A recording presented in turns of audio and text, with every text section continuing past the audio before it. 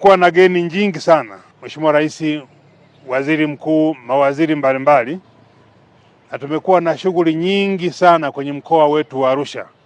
Jambo hili ni baraka na ni heshima pia. Umeona mikutano inaendelea mingi. Tunao mkutano wa wauguzi wote nchi nzima huko kwenye mkoa wetu wa Arusha, unaendelea na kesho wanahitimisha. Tunao mkutano siku sio nyingi wa ma-PS na record officers nchi nzima, karibu 5,000 watakuwa pale hoteli ya Ngurudoto.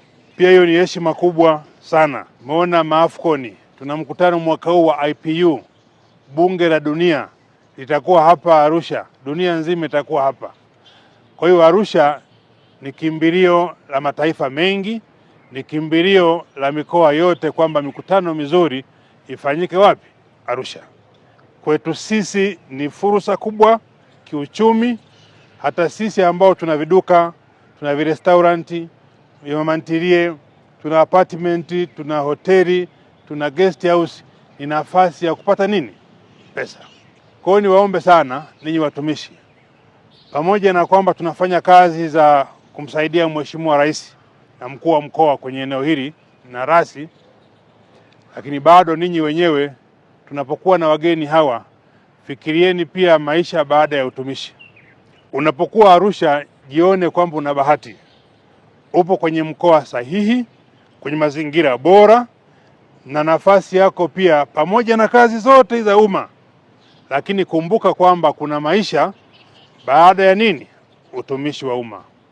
Wewe jiulize mwenyewe, ni wangapi wanafanya biashara? Ni nani hapa ana ka apartment?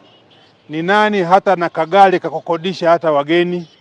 Ni nani hapa ana ka restaurant kokote ambako wageni wakifika wanaweza wakala? Ni nani hapa ana tumfugo, hata tumbuzi na tung'ombe, wageni wakaja wanaweza kanunua kwake wakachinja wakapata kitoweo?